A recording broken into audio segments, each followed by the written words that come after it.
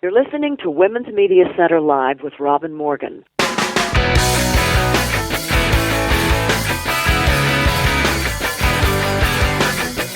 Welcome to Women's Media Center Live and Happy New Year. I'm Robin Morgan. I hope your holidays were just delightful. As for us, we are ready to start the new year in fine form. My guests today are all studies in excellence.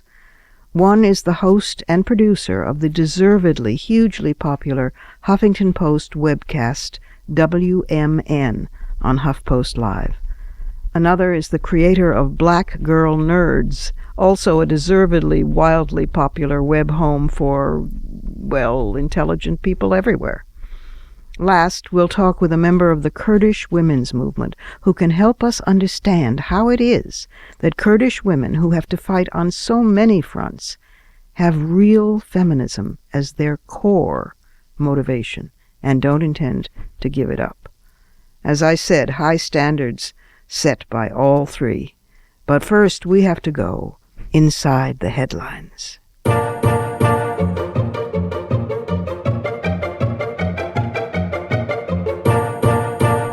We start the year with some heartening news about justice, although delayed and inadequate, at least still being alive. Bill Cosby was finally charged, and President Obama took executive measures against the gun epidemic. One of the perhaps less dramatic but no less important headlines to land during the holiday break was that Japan finally apologized to the so-called comfort women, which is Japan's euphemism for sex slaves, at least tens of thousands of women who were lured or coerced into working in brothels that served Japan's army from the early 1930s until 1945. Many were Korean, although some came from the Philippines, China, Indonesia, and other Asian countries. This has been a source, particularly between Japan and Korea, of some antagonism for quite a while. So Prime Minister Shinzo Abe of Japan, who is a deep conservative and backed by right-wingers, and President Park Geun-hye of South Korea brokered this agreement, which satisfies nobody but at least is something. Under the agreement, Abe, who is a conservative, as I say, and perhaps like Nixon going to China, he was able to perhaps pull this off because he's a right-winger. Under the agreement, he expressed, quote, sincere apologies and remorse to all the women who underwent immeasurable and painful experiences and suffered incurable physical and psychological wounds as comfort women, close quote. Japan also promised $8.3 million to provide care for the 46 women who are still alive. And Ms. Park, for her part, promised not to criticize Tokyo over the issue again. What is particularly interesting is that some of the Korean women adamantly oppose the agreement because, of course, it falls short of their demand that Japan admit legal responsibility for the atrocities and offer formal reparations. On the other hand, that's bloody well not going to happen. So this is at least some, how shall we put it, small comfort.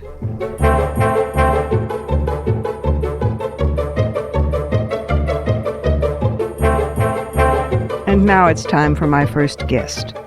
Caroline Modarressy-Tehrani, also known as Caroline MT, is an English-Iranian host and producer on HuffPost Live, which is the Huffington Post's video network. She is particularly interested, as is the show, in women's rights. The show itself is called WMN, and very rare in video online or off television of any sort. She is backed by an all-female production team that she has assembled.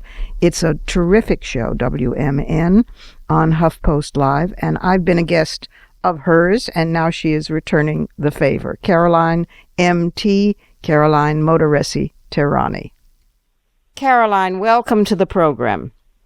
Thanks so much, Robin. Such a pleasure to be here. Well, such a pleasure to have you here. I've been several times on your terrific show, which is WMN on HuffPo Live, and we'll talk about that, and which you produce and are the host for. And so this is Turnabout is Fair Play. I mean, I'm so delighted to have you here at Women's Media Center Live.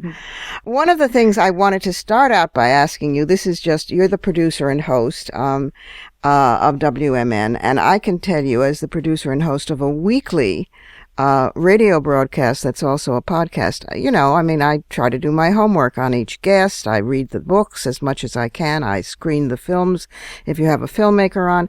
But I am in awe of the homework that you have to do for a daily a daily show. So what's your process? How does that work? Do you ever sleep? Well, yeah. Well, no, I mean, Ariana is very, very keen on sleep, so I wouldn't ever profess to say that I don't sleep. And no, I think that I really am sort of fueled, I guess, by the people I meet, by the women I meet every day. And that's one of the wonderful things, as you know, Robin, about what we do is you really do get to meet so many fantastic women every single day. And it's women from all walks of life, because there's a lot out there.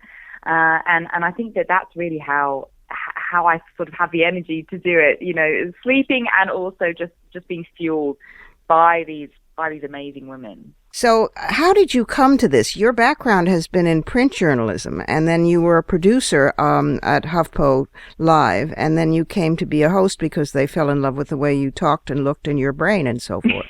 Is that right? Oh, yes. I mean, that's a very, very lovely, that's how I hope the Oscar movie of my life at some point, how that goes. No, I mean, it's interesting. I mean, I absolutely, I was a print journalist in the UK, and then I came over to the States and, found myself at HuffPost Live out of some fantastic happenstance and a dear friend in LA who told me there was a casting call and I really should go for it, and it didn't matter that I didn't know who this agent was, but I should just rock up and try my hand at something. And actually, I guess I'm an example in, if at first you don't succeed, try again, because I auditioned as a host at HuffPost Live, when we launched back in 2012. Really? I did not get that job. I actually came in as an associate producer, and I worked my way up. So associate producer, and then host. And I have to say, and I have to give a lot of credit to my then executive producer, Alison Gervin, who is fantastic, a champion of women herself. And I told her, I said, listen, Alison, I think I can do this on air. I know I can do this on air. I know the questions I want to ask. I love women. I love interviewing people. I know I can do this, and give me a chance. And she really did. She fought for me, and she did. She helped me walk through. She opened the door. Let's put it that way. She helped me open that door, and then it was up to me to walk through it. And I have had, again, the pleasure of having another female executive producer, Cindy Venegas, who is our current executive producer. And again, she's a huge champion of women, and she was a big champion of WMN and of me succeeding. And it is really difficult when at first, you're sort of told, no, you're not right. But I do think that if you really believe you have something to say, and you can articulate it well, and that you can rise to the challenge, that just because somebody tells you no once or twice doesn't mean you should just take that as rote. Right. Well, you're bloody fantastic. I mean, you really are. How did you come to your feminism? Was it just sort of always there in your consciousness as a little one, or was there a moment where you fell over sideways and thought, "Oh my God, what? How did I think it's so. Isn't that so funny? I don't know. I never feel like there's sort of because there is for some people. I know there are some people who say that there was just this conscious awakening that they had. I think for me, I still have a very strong mother who I love and I adore, and she really did raise us in spirit almost single-handedly. My father was, is a lovely man, a very absent man for much of my childhood. And I have a wonderful stepfather, but really my mother is such a pivotal figure in my life, as was my grandmother. And I think that, it's funny, my parentage, my background is, I'm half Iranian, and I think a lot of people perceive Iranian women in particular to sort of be, browbeaten and not particularly celebrated in family life. But certainly my grandmother was a matriarch, and she was the orbit. We orbited around her. She was the sun around which we orbited, and she, I think, just set a tone that never made me question that I should be articulating my opinion or that I mattered. And I think that when you have that, and not everyone does, and I know I'm very fortunate, but when you have strong women in your life and strong friends in your life, your feminism becomes something that is just within you. And then hopefully you come across fantastic authors, such as yourself, Robin, who help codify what that means in a political sense or in a worldview sense. But as a fundamental idea of the notion of my voice being equal to anyone else's. That was something from very early on. You damn right. And it's a wonderful voice, too. Now, let's talk some politics for a minute, because, the world of women comes through your doors or your screen. And we're in an interesting time, in this new year starting now, that, women have been, in one sense, making enormous strides, and with a chance to crack the biggest glass ceiling of them all, at least in the United States. But at the same time, we've been facing what I call whiplash from the backlash, in hate speech, in violence, in a mustering of incredibly anti-reproductive rights forces, on and on and on.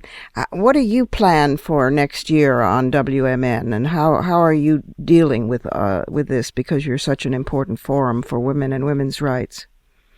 Well, I so appreciate that from you, Robin. And it has been a very, very difficult year. I was actually just sort of thinking back to 2015 and everything that happened, and really how Planned Parenthood almost became this symbol for just the assault in a sense that wasn't just physical, with that horrendous attack in Colorado Springs, right, of course, but also sort of an esoteric attack as well on just the concept of women's reproductive rights, on our decision to choose. Just unbelievably so. I think that for me, this year is going to be Whole Women's Health v. Cole. The Supreme Court case is something I'm going to be making sure that we're on top of and we're covering to its fullest, because, oftentimes when you sort of have a Supreme Court case, it seems sort of lofty. People don't necessarily realize that, these 9 justices have this power to erode that which has been enshrined since the 70s. Exactly. Absolutely. Whenever people say, well, the parties aren't really, this time around they're not saying that, but when they say the parties aren't really that different, the court is sort of Ralph Nader approach, they're all corrupt. This is simply not true, because if you look at who appoints the court alone, that is profoundly transformational. So you're going to go for lawyers and activists to analyze those decisions, and what else are you planning? Yeah, absolutely. I think that the activists, to me, when you hear from women themselves, when you hear from the grassroots women, the women on the front line, that to me illuminates and changes people's minds in a way that, when you hear from academics, for example, whilst they're so important to a conversation, particularly from a research standpoint, often it is when you hear the story of a woman, and when you hear why she has made her decision, and when you hear that, contrary to whatever narrative is put out there by why women want to choose to have an abortion if they want to, it makes such a difference, because, on certain fundamental points, we're not going to necessarily change the minds of the other side. People that say they are anti-choice and they don't want abortion to be a part of the sort of weave of this country, you're not necessarily going to change their mind on a legal point. But you may change their mind when you say, well, here is a story of a real person. This Correct. Is not just some statistic. It's a real woman. And this is why. And maybe they won't change their mind and say that they're all for abortion. But maybe they will say, well, actually, okay, maybe people should be allowed to make the choice. To make the choice, yeah. Well, it grounds it. It's putting a human face on what otherwise is a rhetorical, abstract idea. Before we go, and we have to regrettably soon, give the website, give where people can tune in and watch WMN, because listeners, it is a wonderful program. Well, and you will hear Robin Morgan grace at the screen as well if you do listen. Yes. Well, many ways. You can tweet me always. It's at CaroMT, CaroMT, using the hashtag WMN, and I so welcome it. If anybody has a story or there's something they think we should be covering that hasn't been covered, please do tweet me. I do respond, because I don't sleep as much as I probably should, but I do respond. So tweet me. My website, CarolineMT.com, and of course HuffPostLive.com. Always you can find out more about WMN and the work we do, and just celebrate really the work that you all do, because that's why we have the show. It's a conduit, it's a platform for all of the work of the women that are your listeners, Robin. So appreciate you and all you do. Well, and the show is really smart, as you are, and fun, as you are. So big hug to you, Caroline. Thank you for everything that you do on the show and off every day. And thanks for being with us on Women's Media Center Live, too. Thank you very much, Robin.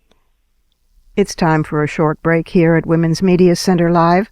I'm Robin Morgan, and if you don't know what a blurred is, that's BLERD, especially stay tuned, because in just a moment we'll be back and you'll find out.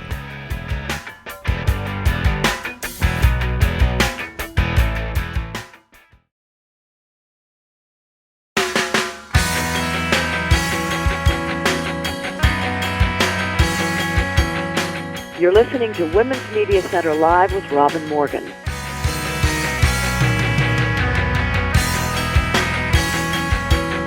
Welcome back.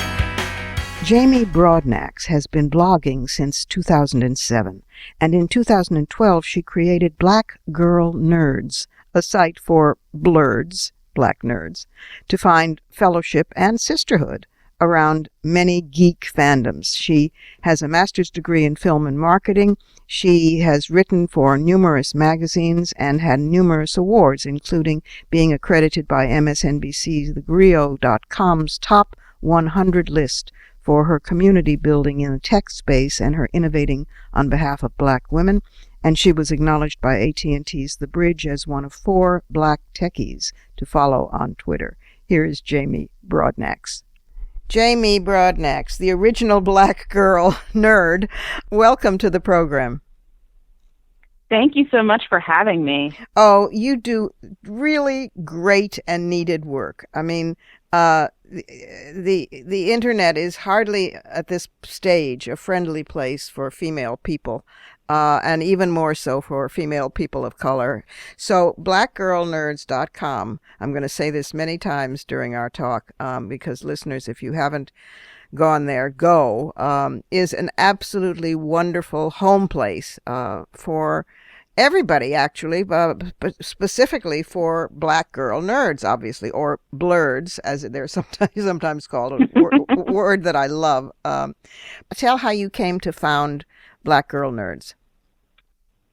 Oh, I was on the internet at 2 a.m. in the morning, just bored, and went to Google and decided to look for content on the web that spoke to women like me. I had noticed that, on the interwebs and in the media, both in TV, film, and print, that there was a lot of nerd communities that were growing and emerging. Like The Big Bang Theory was very popular on TV at the time. Right. And just seeing all of these musical artists coming out that were embracing nerd culture.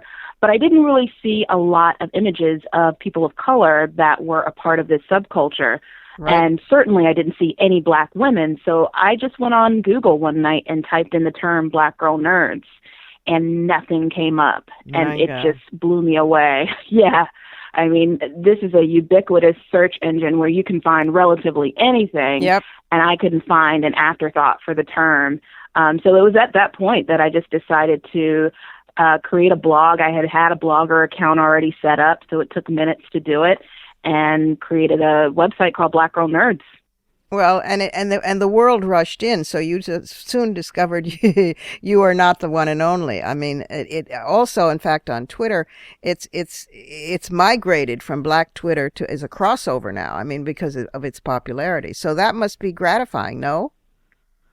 Absolutely. Yeah. I mean, you're right. Like, it definitely did cross over, and it got a lot of attention right away, because after I had created this website, I had gotten tons of correspondence from people that were interested in contributing.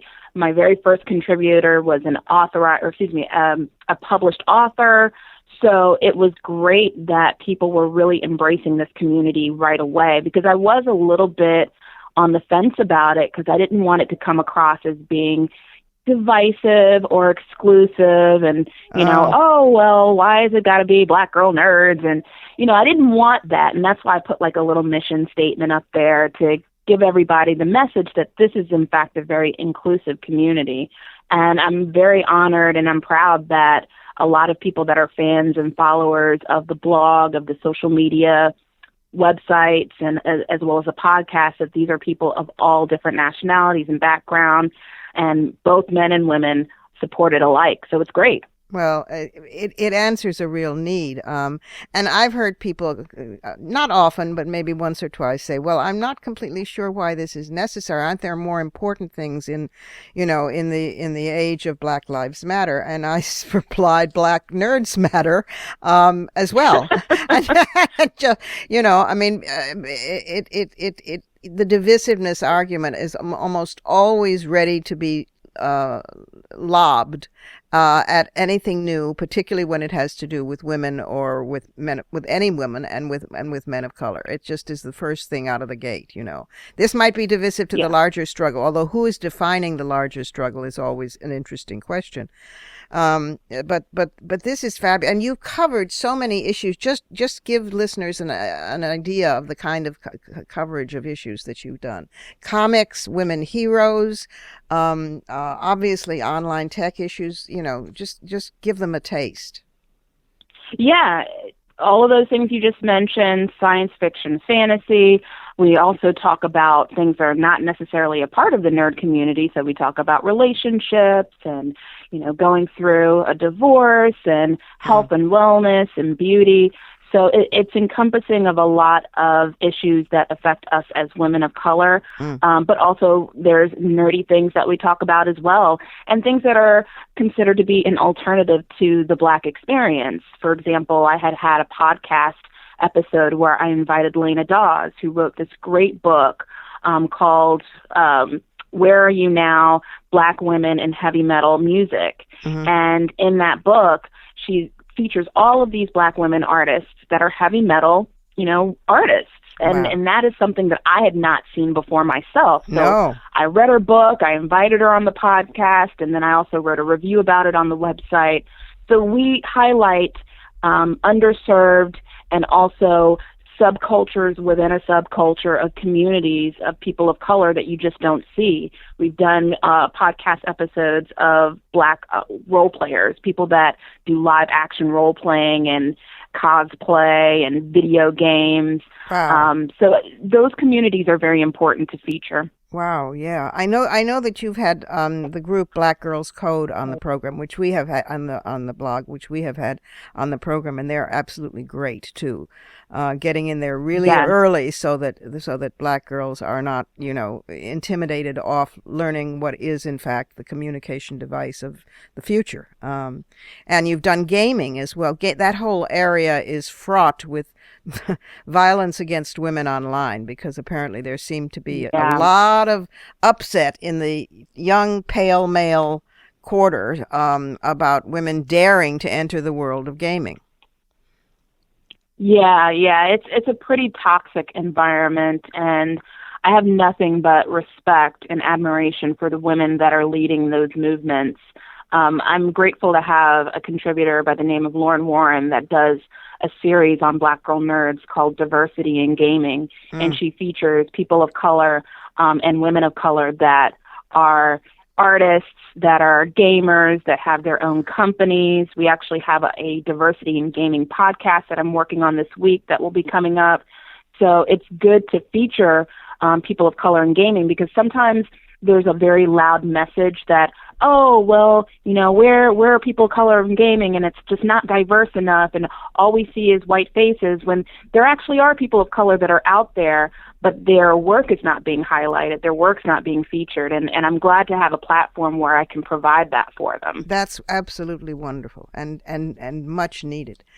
So I have a question that could be considered frivolous because it has nothing to do with sexism or racism, but it has to do with language, and because I have a lifelong love affair with language. So, and you're actually an expert I can ask about this. There I was going along thinking that nerd was used as a pejorative term for somebody smart who then could be sort of tortured by bullies in school, and that geek, but it meant generalized smart, and that geek was specific to being smart about tech issues. But now I see that the two words are sometimes used interchangeably. Bring me up to speed on this. You're absolutely right. The words are used interchangeably. I use them interchangeably on my site. But there actually is a difference between a nerd and a geek. A nerd is someone who is highly intellectual, someone who lacks social skills, someone who's awkward, and, a bit of an introvert, so to speak. And then a geek is someone who has an obsession with a particular fandom. So, for example, someone who's obsessed with Star Trek, that's called a Trekkie, is considered to be a geek by that definition. So those are the distinct differences between the two, but yes, they're used interchangeably often. See, this is so helpful. Now I can lord it over people who don't know the difference. But clearly you also use nerd because blurred is a wonderful word that you've invented, whereas you can't very well say begeek. If you were to if it was black girl geek, it just doesn't sound as good, does it? I've seen people use the word bleak on social media, and I can't take credit for the use of the word blurred. The first time I had heard it was on an episode of Scrubs, and Donald Faison, his character, used it. So that's kind of how I got hip to following a lot of folks on Twitter. I would use the hashtag blurred, and I would find all of these accounts where they had it on their profile, and I just started following these folks. I see. So it was used for a while before I started using it. Okay, and we don't know where it came from originally. We don't know its etymology, or for geek either, for that matter. I have to look that up somewhere. Yeah, I know the word nerd itself was used back in Dr. Seuss. I think he had written a book. I don't know if it was Cat in the Hat or one of the other books. But Dr. Seuss actually coined the word nerd first. Oh. Geek, that I don't know. Okay. Yes. All right. Oh, I love, one of the reasons I love doing this show is I get to learn such things. It's just fabulous. You are also fabulous, Jamie. It is, listeners, blackgirlnerds.com. And you can also find Jamie on Twitter. At Jamie Broadnax, Broadnax. She's wonderful. The message is important and entertaining and encouraging and just generally good stuff. Thank you for the work that you do, Jamie, for all of us, and thank you for being with us on Women's Media Center Live. Thank you so much for having me. It's an honor and a pleasure.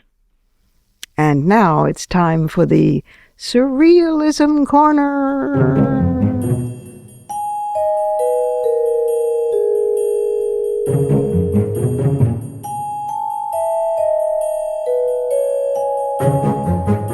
Going back to Japan for a moment, Japan's highest court at the end of last year upheld a law dating back more than a century that requires married couples to share the same surname, rejecting a claim that it discriminates against women by effectively 95% of the time forcing them to give up their names in favor of their husbands. The ruling was a blow to Japanese women seeking to keep their so-called maiden names, their birth names, after marriage. In fact, some couples have chosen to stay in common law relationships with fewer legal protections in order to keep separate surnames. The Chief Justice said the law didn't impose an undue burden on women because women could continue using their maiden names in their professional lives. But any court that thinks an 1898 law, which was bad to begin with, is relevant in the 21st century is, well, Japanese women say, surreal.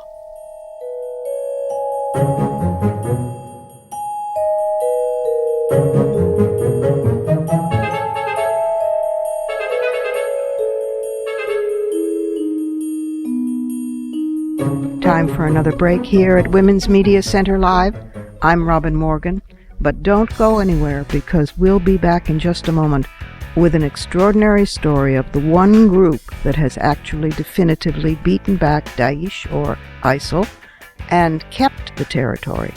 And it was a group of women who did that.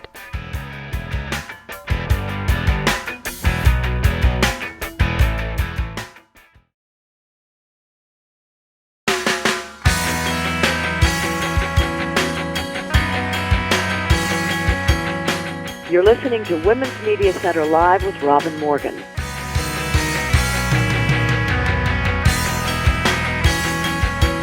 Welcome back again. The one group that has taken and held territory from ISIL or Daesh has been a group of militant women, Kurdish women in the independent Kurdish forces there.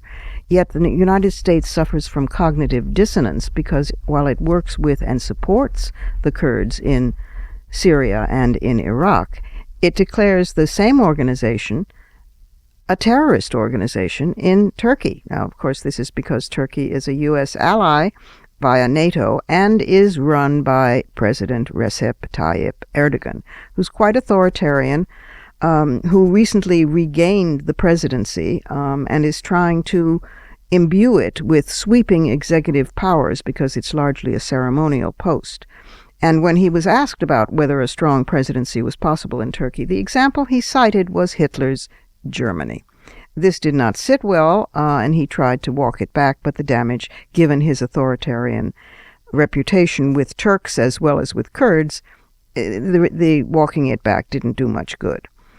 It's particularly important and apt that we do this segment today on the 9th of January in 2016, because it marks the third anniversary of the murders of three Kurdish women activists, Sakin Kansiz, her nom de guerre was Sarah, Fidan Dogan, her nom de guerre was Rojbin, and Leyla Saylemez, her nom de guerre was Ronahi. Kansiz was one of the women who were sexually tortured, and her breast was mutilated when she was in prison. Dogan was a diplomat for the Kurdish freedom movement in Europe, and she was active in feminist circles there. Saylemez was in her early 20s and very active in the youth movement. Evidence has recently emerged that the Turkish Secret Service was behind their murders, and today the Kurdish women who amazingly fight Daesh do so with the photos of these three women on their walls. It's an extraordinary movement, and the women and the feminism in that movement are doubly, triply extraordinary. We'll be speaking with Dilar Dirik, 23. She's part of the Kurdish women's movement, a writer and a PhD student at the Department of Sociology, University of Cambridge. And she is something else, as are Kurdish women. Dilar, welcome to the program. Hi, Robin. Thank you so much for having me on here. I'm very, very happy to be on here, and I look forward to our conversation. Well, I have been looking forward to it because I'm a fan of your writing, your blogs, your work as a Kurdish feminist and as a Kurdish revolutionary, and the women's movement. So let's start right in. First of all, the Kurds. What does the world have against the Kurds? I mean, from ignoring the Kurds to Turkey's been bad to them, Iraq's been bad to them, Syria, Iran. Why are they so afraid of the Kurds? Well, I guess because the nation-state system was imported to the Middle East much later. It doesn't really reflect the social realities on the ground. Mm-hmm. So a lot of these nation-states that exist today are less than 100 years old. And because of the social makeup of the Kurds, which is really decentralized and more tribal, we can say, and a lot more communal, mm-hmm. Which was originally the foremost social organization in the Middle East, they never formed a concept of a nation, or never aspired to a nation state when this was happening, when this concept was introduced into the Middle East. So while other people carved up their nation states, the Kurds were left there. But this didn't mean necessarily that they would have to be oppressed, but because these nation states relied on very chauvinistic and often racist programs to assert themselves in order to justify their existence, especially Turkey. I mean, before the Turkish Republic was founded, the Armenian genocide took place, which Turkey is still denying today. That's right. And they also denied the Kurdish people's presence there, even though they make up a quarter of the population. So this is the issue. It's about power, mostly. Well, yeah, there you go. What isn't? So there are different Kurdish communities then, Syrian Kurdish, Iraqi Kurdish, etc. But what has got the world's attention now, which I think is very interesting, is that the Kurds are the only folks who seem to have beaten back ISIL or Daesh, as we call them. And that in itself is an amazing feat. But what interests me even more than that feat is the fact that of Kurdish women, not only as fighters, because that's a whole sort of glamorous image that the West picks up and runs with. Oh, look, she carries a machine gun, and she's beautiful as well. Not so much that, but that feminism is embedded in the Kurdish freedom movement. And you will know that I, as well as a lot of feminists who have worked in the region and in the global women's movement, have an understandable high level of paranoia about the way that women historically have been used in liberation movements, and then after the liberation's won, told to get back to the kitchen. It happened in the American Revolution, it happened in Algeria, it's happened in every single time.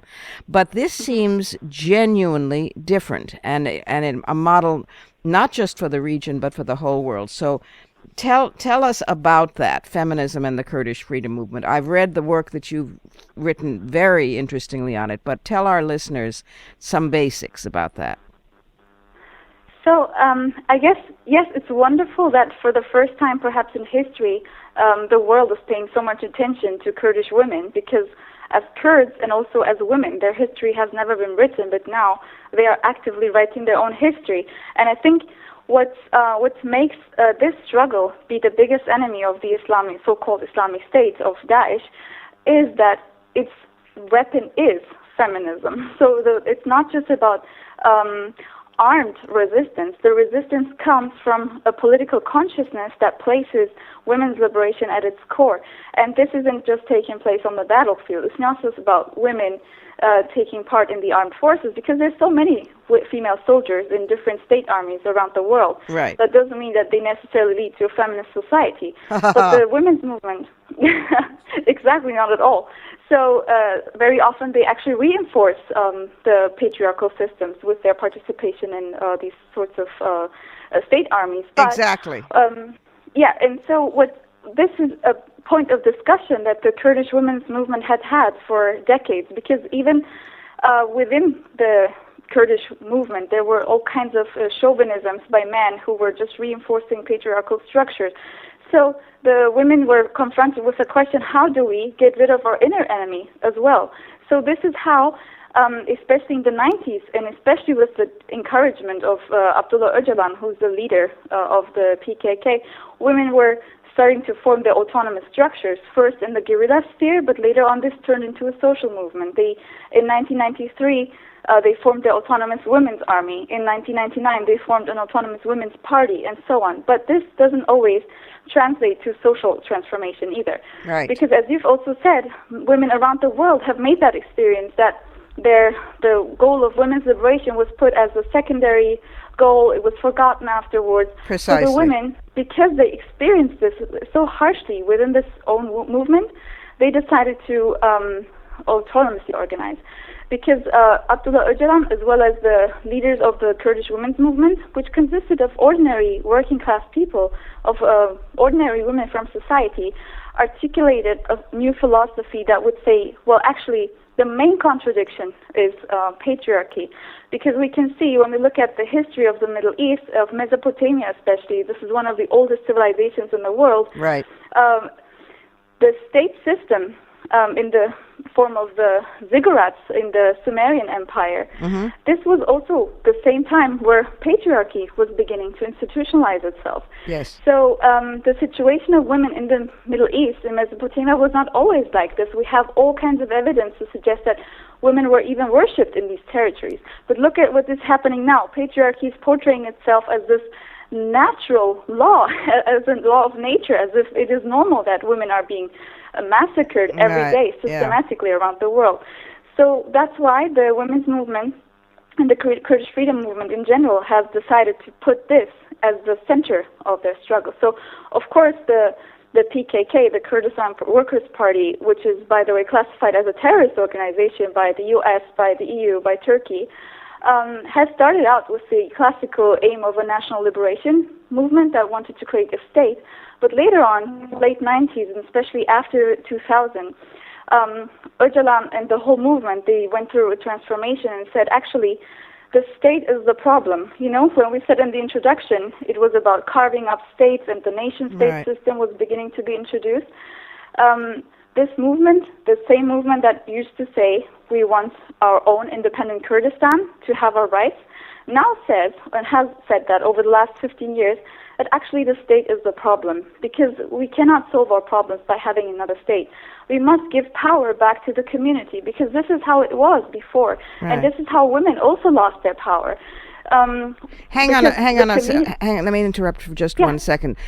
Give me just a word or two about Abdullah Öcalan, who you quote a number of times in your writings. He was the ideological representative of the PKK, and there's a quote of his that you quote, which blows my mind. This is a man talking. Quote: "All the power and state ideologies stem from sexist attitudes and behavior. Without women's slavery, none of the other types of slavery can exist, let alone develop. Capitalism and the nation-state denote the most institutionalized dominant male. More boldly and openly spoken, capitalism and nation-state are the monopolism of the despotic and exploitative male." Who is this man? Well, Abdullah Öcalan, he must have had a remarkable mother. Yes, he actually did, and he got a lot of strength from his mother. He was very upset when his sister got forcibly married. So these things that he experienced in his childhood, seeing, around him socialist discourse and so on, but these contradictions within society itself, also being affiliated later on with the Turkish left before creating his own movement, where all kinds of chauvinisms were taking place that were just really oppressive towards women. He realized that something must be there. And he also saw that a lot of women were attracted to this movement because they were trying to liberate themselves, not just as Kurds, but also more as women. And he, ever since, has tried to become a partner of that. So this is why he also always says that the PKK is a women's party. And the same philosophy that is, his thought is now being implemented in the system that the Kurds in Syria are trying to create. So this is the same idea, the same paradigm, which is now leading the war against the Islamic State. And it should be, for example, now that we have, all kinds of people around the world listening, outrageous to the world that this organization is put on the same list as the so-called Islamic State. Can you imagine the same Islamic State which is engaging in this feminicide, which is raping, kidnapping, and selling women as sex slaves, which is beheading women, which is just disgustingly patriarchal, much more than we've ever seen before. It's like the accumulation of everything we've seen before is on the same list as the idea of this man that you have just quoted, which says man is a system. Why is that? Is it because of Turkey and Turkey being a NATO partner of the United States and because of the freedom struggles of the Kurds in Turkey? How did PKK get on a terrorist list? Yeah, it has absolutely only foreign policy reasons. There is no moral reason for the PKK to be on the U.S. terror list. There has never been anything. Most people in the U.S. perhaps don't even know what the PKK is, and why should they perceive it as a threat? It's not a threat to the U.S. Right. The PKK is an armed guerrilla struggle that is a reaction to Turkish state violence and massacres and so on for decades. So you do not have to love or like them or support them, but you can certainly say, well, there's some kind of context for why this resistance emerged. And the fact that the EU and the US are putting them on their terrorist list as well has to do with Turkey being perhaps the most important NATO ally, the second largest NATO army in the region. It has to do with oil. It has to do with all kinds of things. Yes, oil. This is it has a lot more to do with politics than with any kind of moral and claim. And the YPJ, the women, is that the women's? That's the women's movement. Yes, that's the YPJ is the women's defense units, which is the women's army in the Syrian Kurdish part. Right, and the YPJ, those are the women who took back, without simplifying too much, Kobani. Am I correct? Yeah. My God, and those units are how? In one of the pieces of yours that I've read, that you say that they're not hierarchical. So how do they function? Well, see, of course you need some kind of military discipline when you're fighting against an enemy like the Islamic State. Yeah. So it's not like there is no rules or no discipline. That doesn't mean. But hierarchy is a very charged concept, So hierarchy can mean that you are abusing your power. And of course, if you want to create a mentality that is against ISIS, you can just reinforce a milder version of it in your own structures. So this is why, for example, the women that die the most, the women and men who are on the front lines, who are the first ones to die, are actually the commanders. In other contexts, we always see the commanders being, very far away from the front line, while it's the poor people who are doing the fighting. Yes. But in this context, it's exactly the opposite, because being a commander means that you have been elected, because you were the person who said, I'm willing to take up most responsibility, I'm willing to sacrifice myself the most, because this is the idea that lies behind this, is what Öcalan again calls the rose theory, which means, in nature, all kinds of organisms, this is used as a metaphor, have their systems of self-defense, like a rose, which is very beautiful and which wouldn't harm anyone, but it has its thorns in order to defend itself. Mm-hmm. So based on this, rather than on a state-like militarist concept of defense, which is just aiming at destroying the community, putting the monopoly in the hands of the state, usually into the hands of one man. Against that, we need to come up with a new self-defense paradigm, which also means that we shouldn't just focus on arms and so on hierarchies, on expansion, but about the self-defense of the community. So a lot of the people who are fighting there in the Kurdish parts of Syria are just ordinary people who are from there, who are saying, I take up responsibility for my community. This is why we have the system of co-presidency. This is why we have so many women out in the public sphere. This is why it's a social movement. And this mobilization of the people, the strengthening and empowering of the women and the youth, but especially the women, this is actually your real self-defense against the Islamic State and against all other kinds of fascists that operate similarly. Because what the Islamic State is doing is it's trying to wipe out the colors of the Middle East. It's trying to, build this extremely macho kind of fascist dark system, which just is a culture of death. And against that, your biggest form of self-defense will not be the weapon you have in your hand, but the philosophy with which you're fighting. That's for. right. This was actually very difficult. It's basic. It's absolutely imperative, because if you're only fighting against, you're doomed. If you're fighting for something, then you have a chance. That's the difference. Unfortunately, we're running out of time. Dilar, we could talk all night and day and into next week. But tell the website where people can follow your blogs. My blog is dilar91.blogspot.com. I don't update it all the time, but you can also follow other Kurdish news outlets that publish all kinds of work of the Kurdish women's movement and so on. And I would just like to, as a last point, I would like to say, for those who want to support what is happening there, who really want to support those who are fighting ISIS and really want peace for the Middle East and for the world, they need to support what the Kurds in Syria are doing, because they've established a new kind of democracy based on the coexistence of all communities there, based on the liberation of women, and this will be ultimately how to defeat ISIS. And also, we must really work in solidarity to lift the ban on the PKK. Thank you so much. Thank you.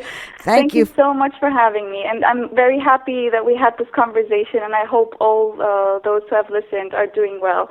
And I wish peace for all of us. Thank you so much, Robin. One last pause here at Women's Media Center Live. I'm Robin Morgan, and I'll be back in just a moment with some fighting words.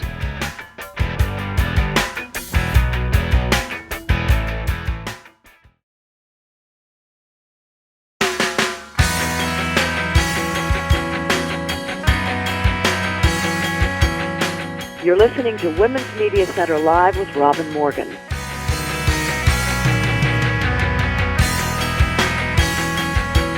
And we're back again, just in time for some fighting words.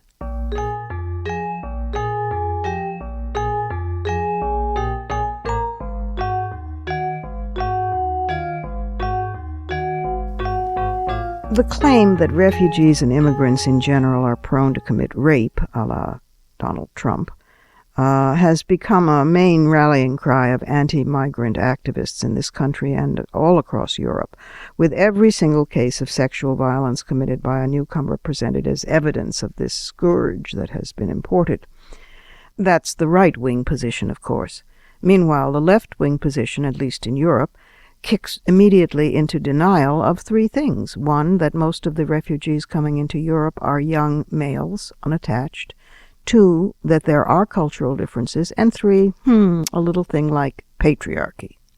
Interestingly, Norway, bless its Scandinavian heart, has pioneered an education program in asylum centers that is voluntary and was organized around weekly group discussions of rape and other violence. A course manual is provided that sets out a simple rule that all asylum seekers need to learn and follow. Quote, "To force someone into sex is not permitted in Norway, even when you are married to that person," close quote. It skirts the issue of religious differences. It notes that Norway is largely Christian, but it is not religion that sets the laws, and that whatever a person's faith, the rules and laws have to be followed. This is particularly interesting because in Denmark, lawmakers are pushed to have such sex education included in mandatory language classes for refugees. And in the German region of Bavaria, which is a main entry point for asylum seekers, they're experimenting with such classes in a shelter for teenage migrants. But Norway's the one leading the way, and its immigration department has now mandated that such programs be offered nationwide and train refugee center workers in how to organize and conduct classes on sexual and other forms of violence, and the government provided funding for 2 years to pay for interpreters for the classes. This is really quite remarkable. It was in no small part pioneered by a woman, Hannah Kristin Rode, a former head of the violent crime section of the Oslo Police Department, who said that when she first mentioned the cultural element in 2011, she faced enormous blowback. But there was a big problem, she says, which was difficult to talk about because of the cultural differences. Yet some of the men who have now gone through the program are actually quite grateful for being apprised of those differences. One, a man from Eritrea, was quoted in the New York Times as saying, "In Eritrea, if someone wants a lady, he can just take her and he will not be punished, not by the police. But Norway, here, women can do any job from prime minister to truck driver and have the right to relax in bars or on the street without being bothered." He had not known that. The program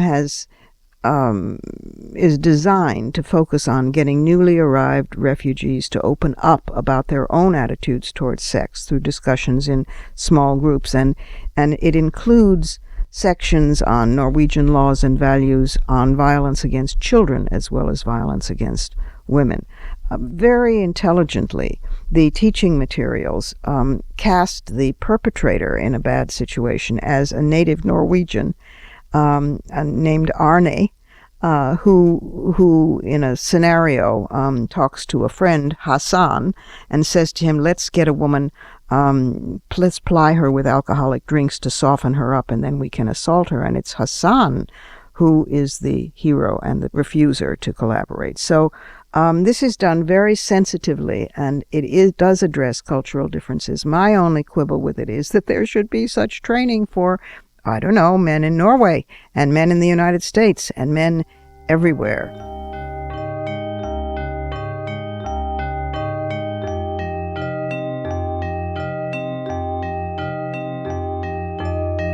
And that's it for today.